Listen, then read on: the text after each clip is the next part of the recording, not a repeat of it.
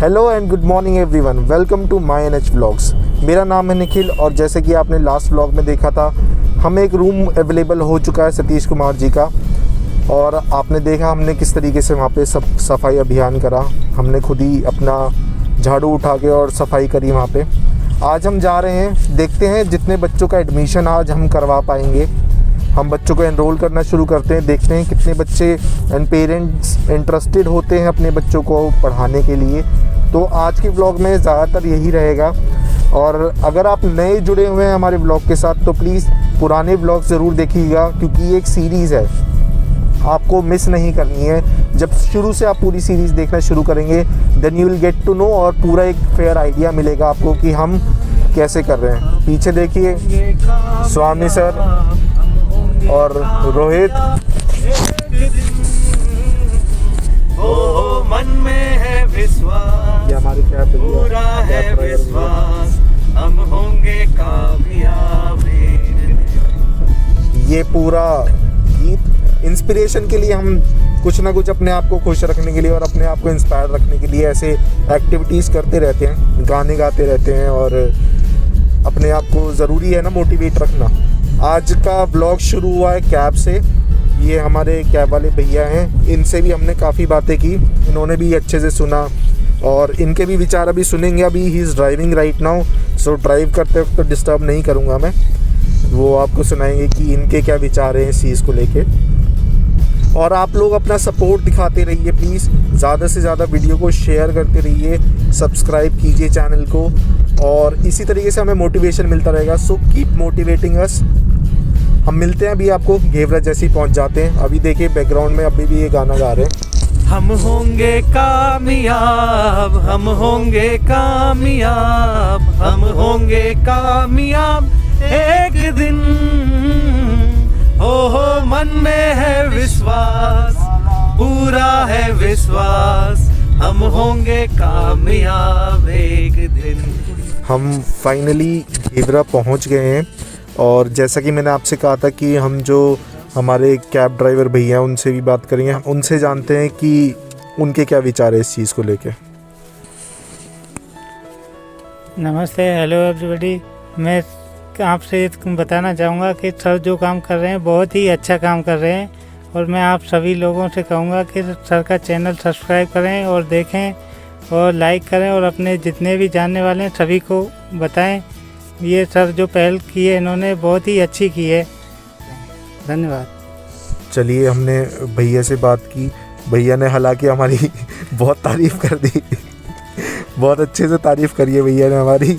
तो मैं पहले बता दूं, हमने ये सिखाया नहीं हुआ था, भैया ने जो बोला अपने दिल से बोला है।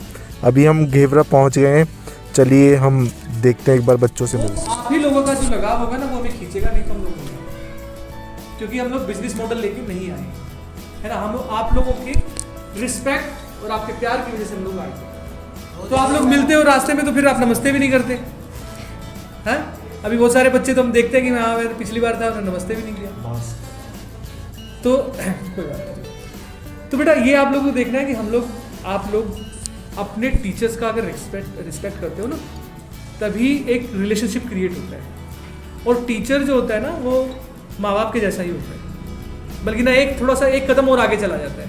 माँ बाप आपको जन्म देते हैं तो आपको आपकी बायोलॉजिकल आपको बॉडी मिलती है, लेकिन आपको जो आपका निर्माण होता है ना, कैरेक्टर का जो निर्माण होता है वो कौन करता है? वो टीचर करता है। सो आप लोग थोड़ा सा इस चीज़ को ध्यान रखें। जब भी आप किसी भी टीचर से मिलते हैं, चाहे वो आपके ट्यूटर रहे हों, आपके स्कूल के टीचर रहे हों, आपको उनको ग्रीट बोलिए करना चाहिए कि नहीं करना चाहिए? तेज बोलो, थोड़ा नेता टाइप में तो आपको ग्रीट करना है। और थोड़ा सा हमेशा एनर्जी से ग्रीट किया जाता है, ऐसे नहीं जैसे खड़े हुए नमस्ते वो तो खुद को भी नहीं सुनाई दे रहा है ठीक से। तो ग्रीट जब करते हैं तो ग्रीट वाली फीलिंग्स होनी चाहिए, राइट? ग्रीट तो सबको करना है। हाँ, सबको करना है, चाहे घर पे कोई आ रहा हो, और गुड मॉर्निंग, गुड आफ्टरनून और गुड इवनिंग। हाँ, अब थोड़ा सा मॉडर्नाइजेशन लाए, ठीक है? तो अब आपको ये करना है कि जब भी आप हमसे ही नहीं, जब भी आप किसी सीनियर से मिलते हैं, आपके टीचर से, ट्यूटर से, आपके किसी बुजुर्ग से, तो आपको क्या करना है? ग्रीट करना है। पहला आज का नियम मानोगे ना? बोलो तो मैं पूछूंगा, इस फॉर्म में था ना, फिर दोबारा फॉर्म भराऊंगा ना घर वालों से और पड़ोसियों से, पूछूंगा मैं कि इस बच्चा ये करता है कि नहीं करता है, तो ये करोगे ना बेटा? आदतें, देखिए अच्छी आदतें अच्छा कैरेक्टर बनाती हैं, और जब आपका अच्छा कैरेक्टर बनता है तभी आप महानता की ओर जाओगे, अपने लक्ष्य की ओर बढ़ोगे। तो ये बहुत ज़रूरी है कि आपकी आदतों में इम्प्रूवमेंट आए। अगर मेरी आदत खराब है और मैं कितना भी अच्छा पढ़ जाऊँ, मैं बुरा आदमी ही रहूँगा। ठीक है, आप ऐसा सोचोगे कि आपका टीचर जो कोई स्कूल में आए पढ़ाने वाला वो तम्बाकू खाता हुआ है, बीड़ी पीता, ऐसे सोचोगे कभी? नहीं ना। तो हम कैसे सोचें कि एक अच्छा स्टूडेंट जो है सोसाइटी में वो ग्रीड भी ना करे, उसमें एनर्जी भी ना हो, और हम उसको स्टूडेंट कहें, और फिर अच्छा स्टूडेंट कहने की आप लोग करोगे नहीं, मुझे तो अच्छा कहो, तो नहीं हो सकता ना। तो सबसे पहले ज़रूरी है कि हम लोग ये बेसिक चीज़ें आपको हमारे साथ बहुत जल्दी से सीखनी है, राइट? और इस बार इम्प्लीमेंट करना है। इस बार सीख करके ये नहीं कॉपी में रख देना है, इस बार क्या करना है? इम्प्लीमेंट करना है। तो एक बार जोश से कहोगे करेंगे, यस सर, बोलो यस सर। तो बेटा देखो, समझ आ गया साहिल? ठीक है, एक बात ये है। दूसरा, आपको लड़कों को खासकर थोड़ा सा ग्रूमिंग पे भी ध्यान देना है। बेटा देखो, जो हमारी पर्सनल हाइजीन होती है ना, वो हमारे लिए बहुत ज़रूरी है। अगर हम लोग नहा धोकर की क्लास पढ़ने आएंगे तो आपका फोकस रहेगा, क्योंकि आलसपन नहीं रहेगा। तो जब भी क्लास में आना है ना, आपको फ्रेश होके आना है, नहा धो के, और अच्छी हाइजीन की आदत होनी चाहिए। अभी तो देखो कोरोना ने सबके हाथ धुलवा रखे हैं, इससे पहले नहीं था ना, लेकिन ये नौबत ही क्यों आई? हाइजीन की वजह से आई ना। तो ये हमें हमेशा याद रखना है। इस बार तो अच्छे से सिखा दिया है प्रकृति ने आपको, 1 साल हो गया देखो सिलेबस चलते हुए। अब ये सिलेबस याद रखना है, अपनी पूरी आपको आने वाली पीढ़ी को भी बताना है। एक बात ये, और अब आप मुझे ये बताइए कि हम लोग यहाँ पर बैठे हैं, आप लोगों का फोकस जो है, अगर आप पढ़ें, आप लोग पढ़ना चाहते हो ना सारे? जोर से बोलो यस सर। तो बेटा पढ़ते समय अब आप बताइए कि आपको किस तरह का इंफ्रास्ट्रक्चर चाहिए कि आपको ज़्यादा मन आपका पढ़ाई में लगे। तो कौन बच्चा पहले हिम्मत करके बताएगा? जो यहाँ पे आप आसपास सारा कुछ देख रहे हो, आपको लगता है कि ऐसी ही हालत में ये कमरा रहना चाहिए तब आप पढ़ सकते हो, या आपको लगता है कि कुछ इम्प्रूवमेंट होना चाहिए, या फिर रूम थोड़ा और अच्छा दिखना चाहिए? कोई भी एक जना बोल सकता है उनके। बोलो बेटा। शाबाश। सबसे पहले तो पेंट होना चाहिए, साफ़ सफाई होनी चाहिए, और वर्ल्ड का और इंडिया का मैप होना चाहिए, ठीक है। और सबसे उसके बाद आती है चेयर्स वगैरह होनी चाहिए, बेंचेस वगैरह, जिस पे बैठ के हम आराम से पढ़ सकें। नीचे भी बैठ के पढ़ सकते हैं आराम से वैसे, फोकस ज़्यादा हो जाए, पढ़ाई ज़्यादा प्रोडक्टिव हो जाए, तो फिर वो बेंच का अरेंज हो जाए वो। और कोई बेटा इसी बात को कोई सपोर्ट कर रहा है? इस बारे में बताओ। जो आप बोलो। हाँ सर, चेयर्स वगैरह उस पर बैठ के ज़्यादा अच्छे से पढ़ाई हो सकती है। कुछ राइटिंग में फर्क पड़ता है आप लोगों की? हाँ सर, मतलब बेंच वगैरह होते हैं तो उस पर पढ़ के लिख आराम सकते हैं।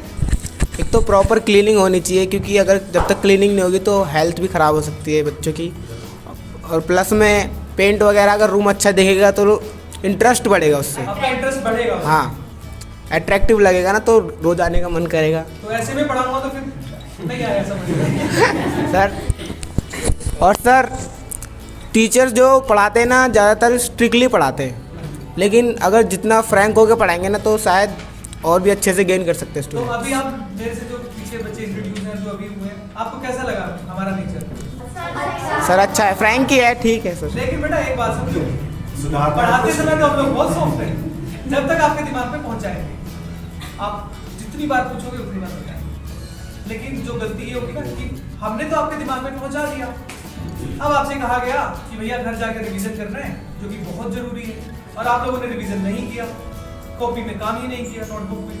उसके लिए प्रोविजन है, फिर उसके लिए पनिशमेंट का प्रोविजन मैं रखता हूँ, ठीक है? कैसे? ये ध्यान रखना, आपको भी तो अपने पार्ट पे सही रहना है। Yes sir. चलिए और बताइए बेटा, और आप बोलो बेटा, कुछ बोलना है? शांति होनी चाहिए सबसे पहले। ये अच्छी बात है। सर साइलेंस होनी चाहिए, शांति होनी चाहिए सबसे पहले तो। तो वो लोग कौन करेंगे? वो तो आप ही को मेंटेन करनी है। है ना? हम तो नहीं सोच करेंगे। आप शांति से ये तो नहीं कह रहे कि नीचे कोई हॉर्न लगा रहा है कि सर पहले उसका हॉर्न बंद करवा दो। अच्छा, और देखो बेटा, एक तो बात हमारी जो आप लोगों ने बताई, सीटिंग वाले बच्चों जो सीटिंग अरेंजमेंट है, उसमें कितने बच्चे जो उन्होंने कहा उस पे आपको नहीं चाहिए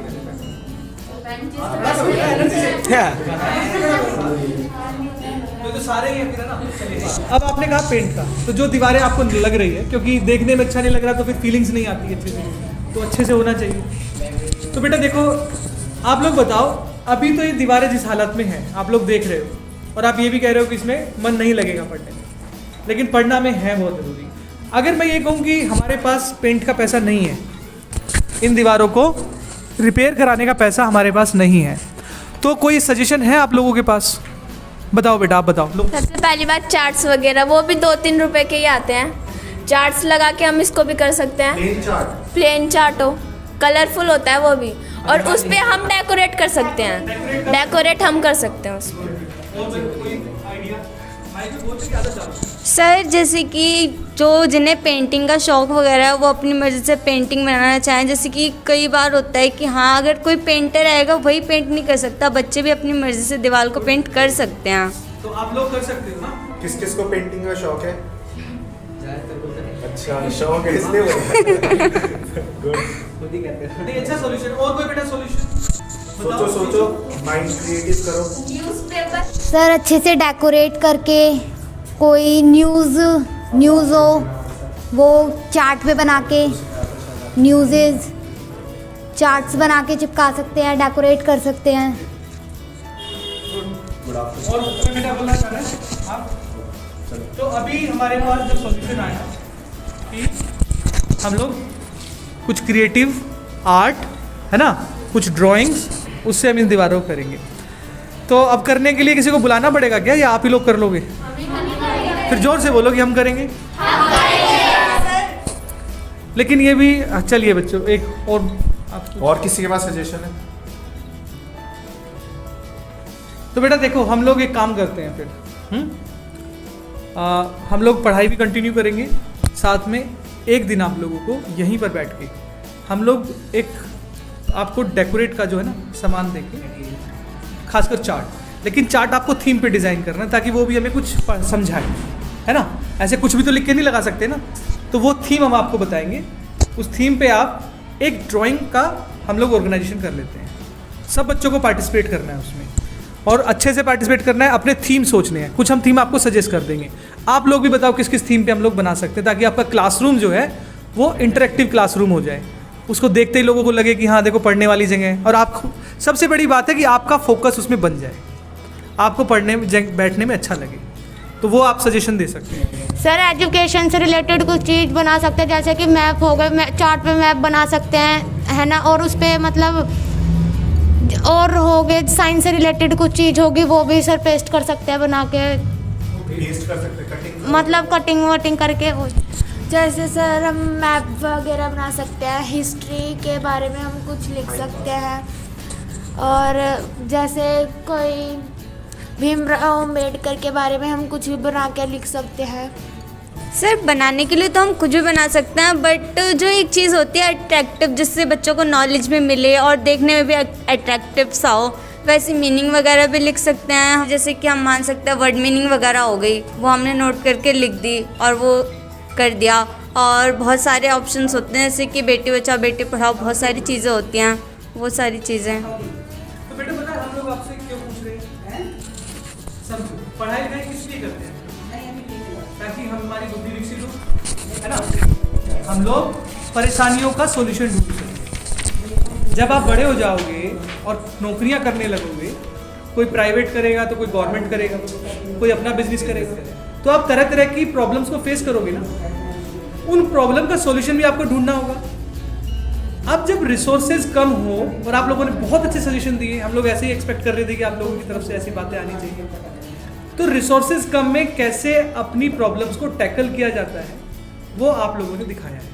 अब आपको ये तो कहने वाली बात थी, अभी तो बोला है, अब आपको नेक्स्ट संडे बेटा ये काम करना भी है ना।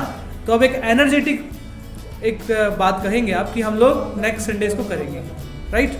एक सुर में बोलेंगे सारे। चलिए, हम लोग नेक्स्ट संडे क्या करने वाले हैं? डेकोरेशन और ड्राइंग। हाँ, लेकिन ये तो टूटे टूटे शब्दों में आया, एक बार थोड़ा एनर्जी से आने दो ना। आपका प्रेजेंटेशन आपकी एनर्जी लेवल से, आप इंटरव्यू जाओगे, आपसे पूछा जाएगा आपका नाम, तो कैसे होगा? आपको हैबिट डाल रहे हैं ना हम लोग कि आप जब सोसाइटी में अपने आप को रिप्रेजेंट करो तो सामने वाले को क्या लगे कि डायनामिक पर्सनैलिटी, वर्सटाइल है ना, कॉन्फिडेंट है, इसको आता है। दबी हुई पर्सनैलिटी से काम नहीं चलेगा। अब हिंदुस्तान आगे बढ़ रहा है। अगर आपको आता भी होगा, दबी हुई पर्सनैलिटी है तो वो काम का नहीं आया हुआ। हाँ, कम आता है लेकिन कॉन्फिडेंट हो, जितना भी आता है उस चीज़ को लेके कॉन्फिडेंट हो तो एक बात सामने बताऊं? वाला इंसान ऐसे ही आधा दब जाएगा आपसे। बाजार जाते हो, एक सेलर खड़ा होता है, वो खड़ा है सिर्फ, आपसे बात ही नहीं कर रहा है, और एक कह रहा है आओ जी आओ और मेरी दुकान से ले जाओ और ये माल इतने में, किसके पास जाते हो? गुड। तो बस इसी को आप समझ लीजिए, सीख यही है। आप कॉन्फिडेंट रहोगे तो आपकी बातें सुनी जाएंगी, राइट। तो कभी क्वेश्चन पूछते हुए, चाहे आप यहाँ पर पढ़ रहे हैं, whether you are studying in your school और ट्यूशन और समवेयर एल्स, आपको क्या करना है? हमेशा अपनी जवाब को मुखर रखना है, अपनी बात को कॉन्फिडेंट के साथ कहना है, लेकिन रिस्पेक्टफुली। कभी बदतमीजी नहीं करनी है। एक अच्छा स्टूडेंट बदतमीज नहीं होता, और जो बदतमीज नहीं होता वही एक अच्छा स्टूडेंट होता है। तो हमें सबसे पहले क्या बनना है? एक अच्छा स्टूडेंट बनना है। और फिर हमारे पे सिखाने की, आप ये मान लो कि हम लोग जितना भी रिसर्च कर रहे हैं ना, आपको एजुकेशन को ईजी करके आप तक पहुँचाएंगे। जो कॉन्सेप्ट्स आपसे मिस हुए हैं वो सब आप तक पहुँचाएंगे, लेकिन मुझे क्या चाहिए? अच्छे स्टूडेंट्स जो मेरी बात को माने। तो हम लोग क्या करेंगे? मैं बोलूँगा नेक्स्ट संडे हम लोग क्या करेंगे, आप फिर आगे का बोलोगे। तो बच्चों बताओ, नेक्स्ट संडे हम लोग क्या करने वाले हैं? और थोड़ा एनर्जी से एक बार तो जाने दो ना, क्यों डर रहे हो? Drawing competition and decoration. So next Sunday बच्चों हम लोग क्या कर रहे हैं? Very good. अब एनर्जी आई ना। चलिए, स्लैंग यानी कि हमारी वो भाषा जो ग्रामर के कायदे में नहीं आती है। हम लोग जो वर्ड यूज करते हैं, बहुत सारे वर्ड हम लोग स्लैंग यूज करते हैं। तो स्लैंग का